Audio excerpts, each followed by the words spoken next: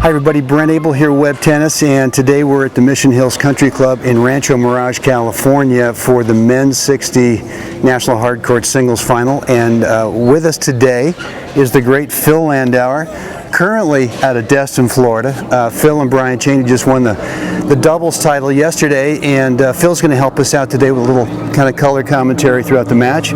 Great, looking forward to it. Really glad that you're with us today, and we got Larry Turville, probably the world's #1, you think, in the 60s, or pretty close? He won the World Championships this last year in Turkey, and I don't think he's lost a match in his age group in a couple of years. Okay, and he's playing against Paul Wolf, who was from Salem, Oregon. Paul beat Brian handily in the quarterfinals this year. He's playing very well. He's playing first year in the age group, and he's very physical, very athletic, and should be a very good match. What is Paul going to have to do today? I mean, tell us a little bit about his style of play, but tell us, how does it match up with Larry, and what's he going to have to do to win this match? I think the court itself favors Larry a little bit. I hit on this court the day before the tournament started, and they've resurfaced this center court, and it's a little sticky. It's a little slow. It's a little sticky, which lets the ball set up and lets Larry take a good whack at the ball, which he does.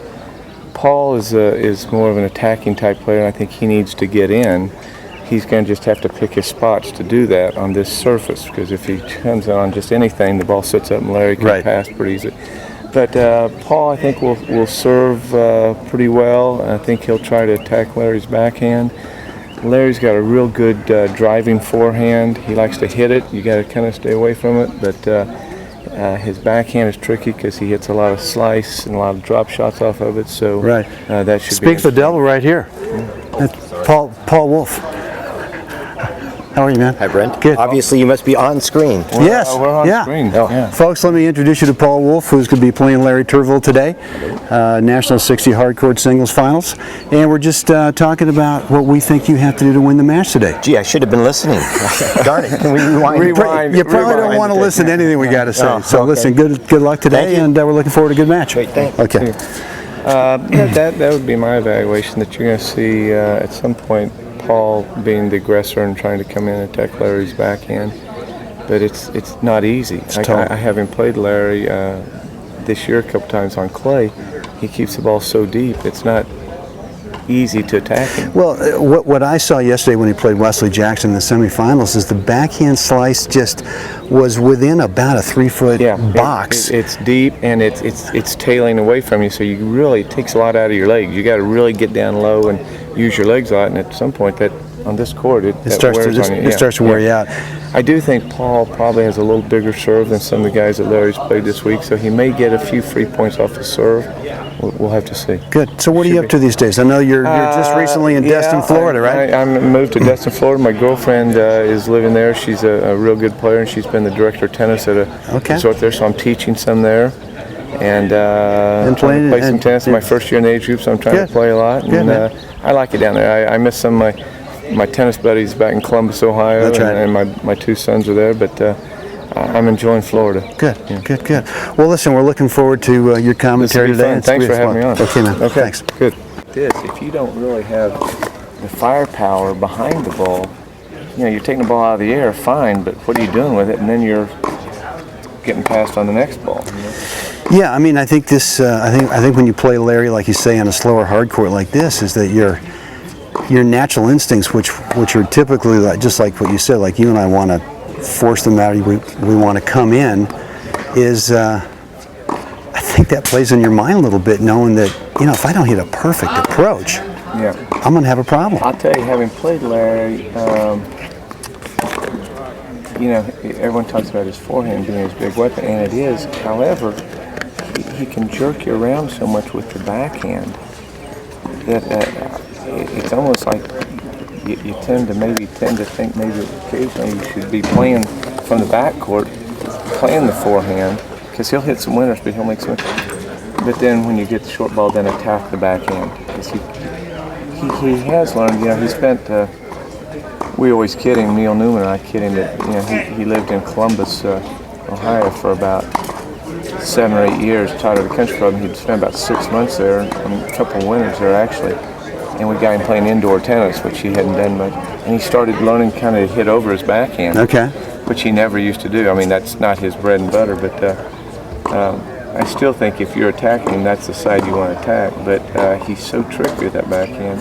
What about the obvious geometry here? I mean, the guy is, what is he, 6'8", 6'7"? 6'7", 6'8". 6'7". So, I mean, it'd be easy to sort of say, well, all right, well, he's got an advantage in the serve, but I still feel like his groundies, I mean, he can really reach, especially in that forehand, he can kind of reach out wide and still get... He's lumbering, but he's much quicker than you think. Right. He gets the balls, obviously his size, but he really moves laterally well. He's got a good serve too. Right. He's got a good serve. For our age, in the 60s, he's still got some pop on the serve. That's right. And he'll hit some aces and he'll win some free points off of that. Okay. I think an interesting thing here though is Paul Wolff is very athletic, and I think he moves about as well as any of the guys I've seen down here in the 60s. Right. I think it's also interesting though that I first saw Paul about 5 years ago at the indoors in Boise, and he was just kind of coming back to tennis. And I don't know the exact story. I don't know if raising a family or working or whatever, he didn't play a lot of competitive tennis for a while. But boy, he's really each year gotten better and better, and he's gotten match tough. And I think he's retired now. And he's playing a lot of tennis. He's very fit, and. Well, I know he's down here 4 months out of the year, down in Palm Springs, and then he's at home at Salem. What are we doing wrong, Brent? In Salem, Oregon. It's a long list for me. I don't know about you, no, but Phil. But he's really, with his athleticism, he's become a much better player, and that can be a factor today. It's just going to be interesting to see. He needs to serve well, because having played Larry,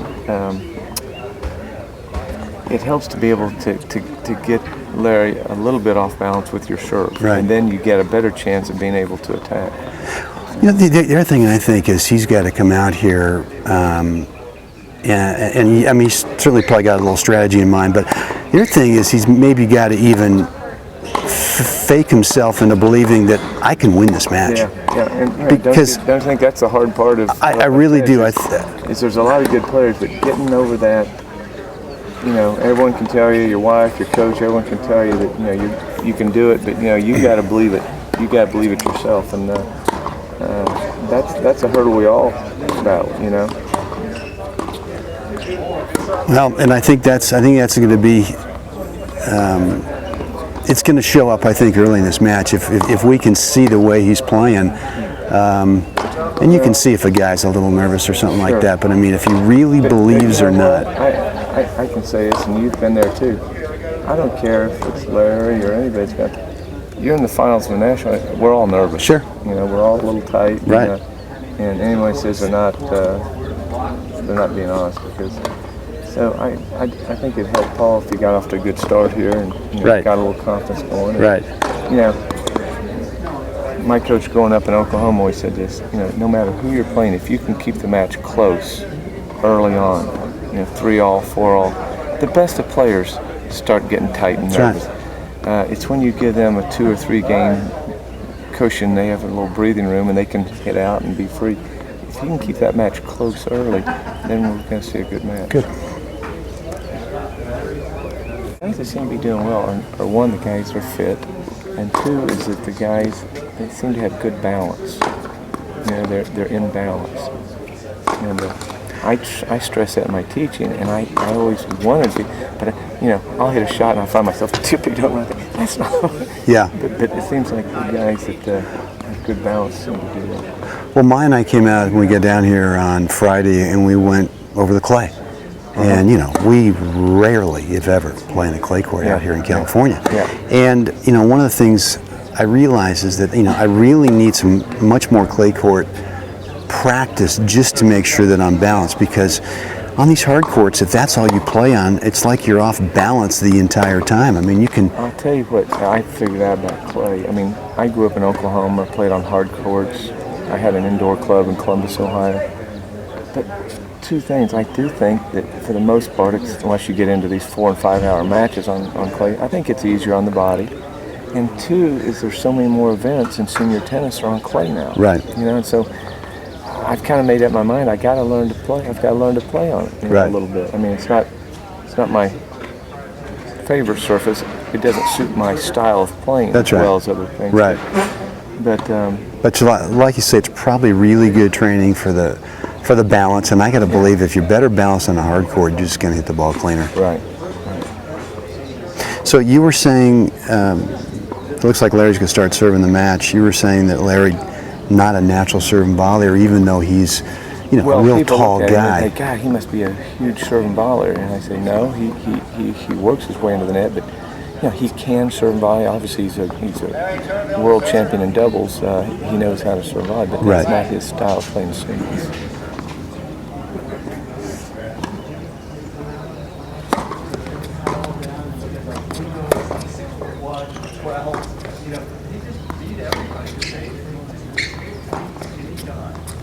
There's that depth. There's that depth, and it's like, at least with Wesley yesterday, it's like Wesley didn't believe it was going to stay in. And it just kept pushing him back and back, and eventually he would just land. I played Larry about a month ago on clay, and my game plan was to attack and try to get in, but he was hitting that ball about 8 to 12 inches inside the baseline in the corner, so it just wasn't easy to attack. Right. There's another big serve right there. He's got a nice, fluid, easy motion, and 6'8". It's got the right geometry. As I said earlier, he's got a great serve.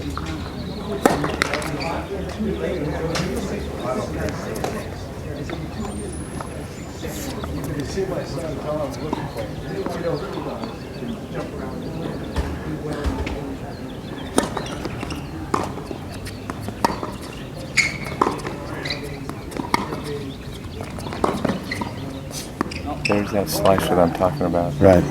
That ball down the line tails away. That's right. And so you think you're there, and You got to reach a little bit, and you don't get a real clean hit on it. You really got to use your legs on that, and it wears on. So it's a combination kind of side spin and kind of underspin.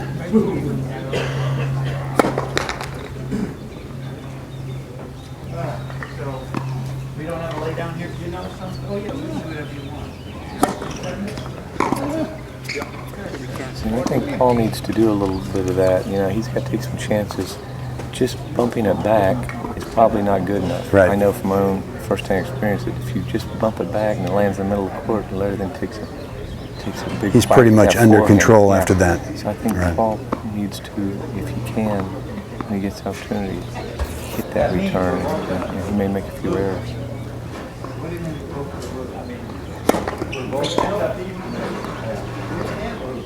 I can't get it. Hey, chicken neck.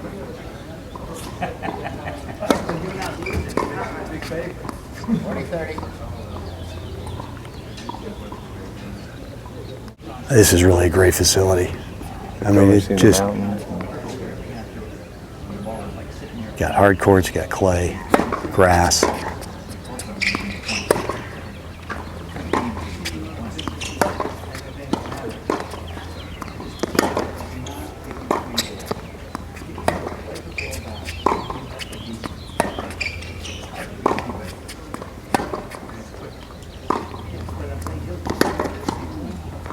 That's good playing. It's great playing by Paul. Paul gave Larry a little of his own medicine. Hit Right. that slice down line that kind of tailed away from him. Right. That was a great point. And Paul matched him for depth, with depth there too.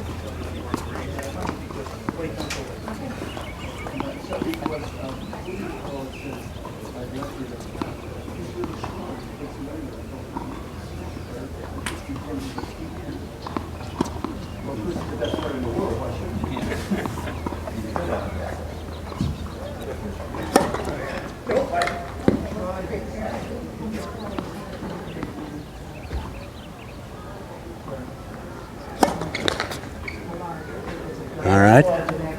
Okay. All right.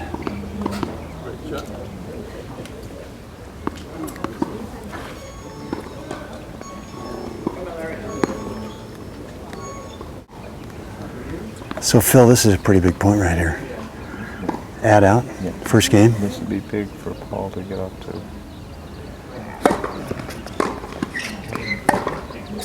There it is. You got it. There it is. Let's maybe give Paul a little coffee. So I'm here with Phil Landauer. Phil and partner Brian Cheney just won the doubles yesterday. Congratulations. Nice effort. Thank you, Brent.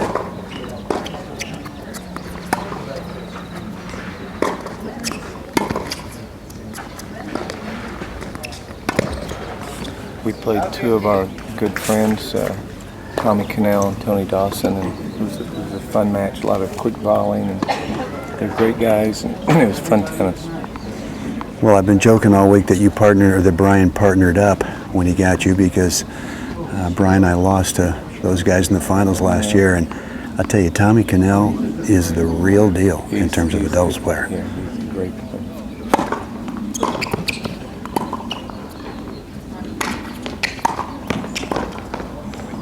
Yep. Got those long arms.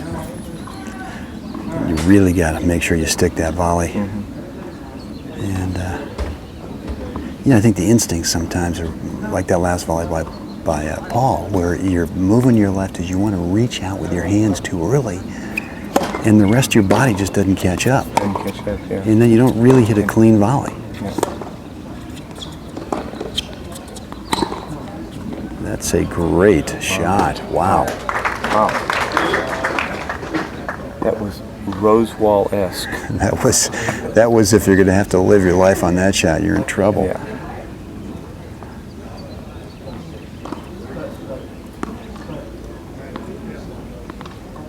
Steve Solomon's done a great job running this tournament. You know, he got these courts clean. And that's where I think Larry's played this week, guys. This is a pretty big serve, you know, and if he wins some free points like that, right, that helps. If you just spin it in, let Larry get into the point, then it's awfully tough. That's a good comment. That's Steve Solomon. He does run a nice tournament. He also does the husband-wife national grass, which mine I played a month ago, which is, great tournament.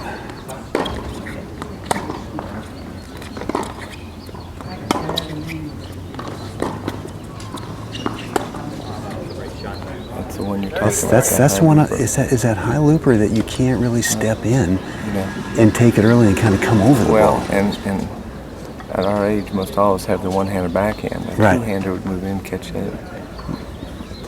That's a very effective shot against the one-handed backhand.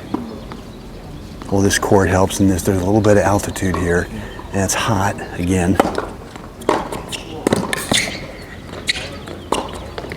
That's very nice. I think that's Larry's best shot. Head up the line. I know firsthand. I've seen him hit that down the line. I keep thinking he's going to miss it. I'll cover it across, and he makes that shot 9 out of 10 times. So, the audience we're talking to right now, I mean, do you generally teach Phil that the guys, if they're going to come in and hit that volley, they should cover the up the line? I mean, hedge their bets more over there than cross court? Well, it kind of depends on the depth and the placement of my approach. But yeah, I usually look for. Let's see this point here.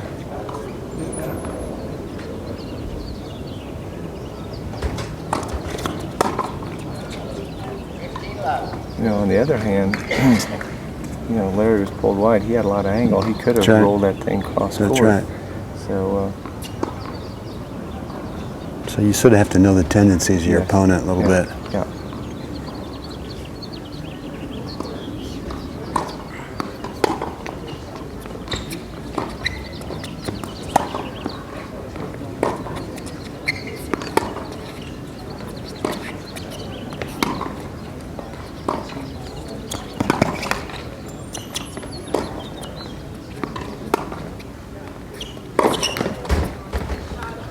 It's a good point. Good.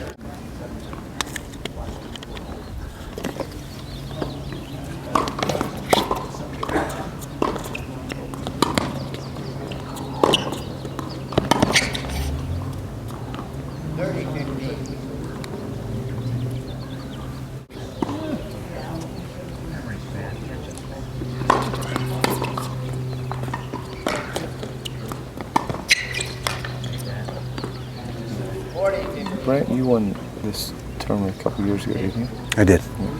Yeah. I remember this was a real strong tournament and you won it. Well, that year actually it was not very strong. When Brian was not here because he had one of his kids was getting married, I think, on that weekend, and I think Bob Litwin had just had hip surgery. So there were a couple of good guys. Folks, that were let me step in right here.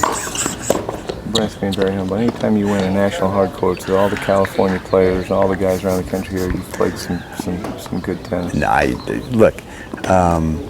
I played as well as I can play, especially in the finals. You know, I had played Hugh Thompson, who, you know, to me is one of the top guys. He's a world champion. Yeah, right, he is. He's a world champion, so I mean. But we played, you know, we didn't play on this court. We played in a different court, which is a little faster. It suited my game better in that day. And, you know, I got to also give him credit, too. I mean, I returned serve that day. You know, one of those days where not every, but I mean, a lot of key points where I returned serve were going just inside or on the baseline. But you know what? And you know what? Every one of those things. If you remember, you came about 3 weeks before that and played down an age group and played the indoors. Played the indoors. That's right. That's right. I said to you, I said, you know, that's so smart because you got a bunch of matches, singles and doubles. That's right. And you were practicing. And I told you, I said, you're playing great. I said, you got a chance to win that thing down there. Do you remember that? No, I do. And I think that really helped you because you were really on the ball and playing well. And well, I think that's right. I mean, I think it's a good point to go play a tournament whether you're, you know, playing up in a skill level or you're playing down in an age group where you get some tough guys and you really don't feel any pressure. You just need matches. You just need some matches. The problem is it takes time and expensive doing it, and a lot of guys aren't willing to do it. That's true. I admired you for doing that. That thing paid off for you. Well, thanks. I think you were the first phone call I got, by the way. Yeah. Hey, it's a nice feeling, isn't it? It was.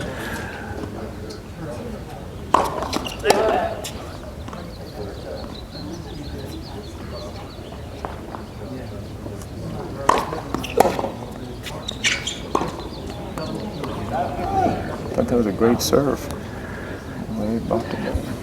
But that serve motion's a little different, isn't it? I mean, the ball comes in there flat. It's kind of a skidder, isn't it? Yeah, I mean, it just doesn't look like it's got a lot of spin.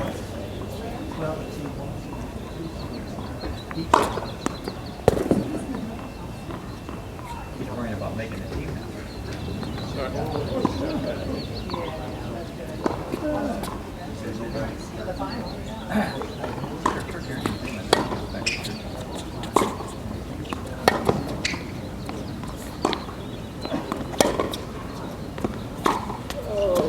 It's a great shot.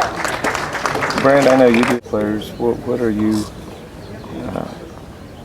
telling guys, from the age of 45 on up?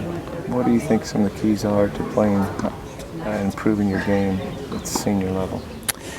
Well, you've already mentioned one of them, which is getting fitter.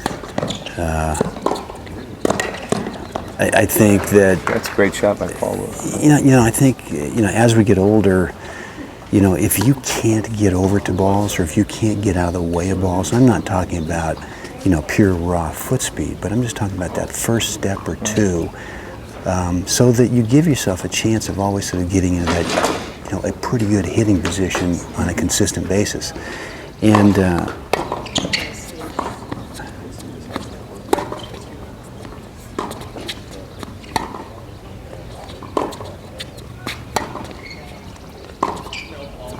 so that would be my number one thing, is really to spend some time off of the court doing, you know, a little fitness training to sort of improve that ability so that you consistently get into the right hitting position. Because, you know, I think you know as well as I do is if you have to improvise your standard forehand or your standard backhand, you got problems. Okay. And I think the other thing is I'm teaching more, I think as players get older, to add more of a vertical attack to their game, not so much serve and volley, but that rather than trying to work their opponent side to side, is really think about drop shots. The drop shot in senior tennis is really something that is you've got to almost have it. Yeah, and I think that there are really a lot of opportunities for drop shots, just not off of, baseline rallies like this. But that, I mean, you do this too sometimes on a faster court, second serve, return to serve, as you'll chip and charge and come in. Yeah. And I found that if you show that a few times and then you come in with a drop shot return to serve. Right. In fact, when I, mentioned my tournament win here two years ago, the quarters I had to play Mario. And what won me that match was in the third set, as I started drop shotting return to serve like there was no tomorrow. Yeah, good play. I think that's a good point. Using the up and back approach as well as the side to side. I also, this is my opinion. Hold on. So I like that play. I'll get back to the point we were making. I like that play Paul just made. He got the ball. He saw a ball he could come in, take above the net, and attack the backhand and got in. Right. It's not easy to get those opportunities, but when he does, if he does that, I think that's a real good play. The other thing I think for senior tennis players is you need to get in an environment of guys your own age that have kind of the same aspirations.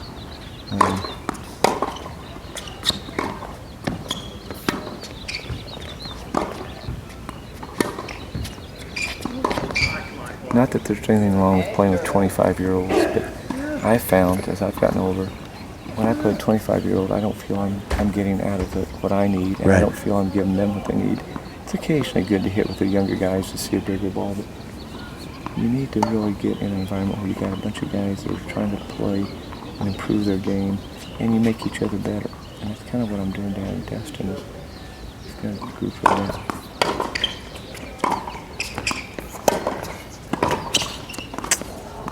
About 15 guys that are now playing some national tournaments. Good.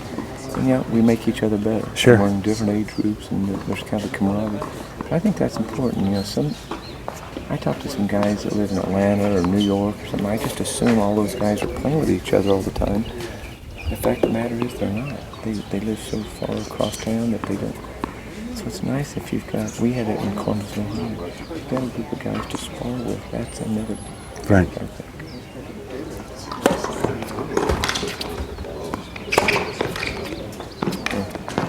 That forehand's vicious.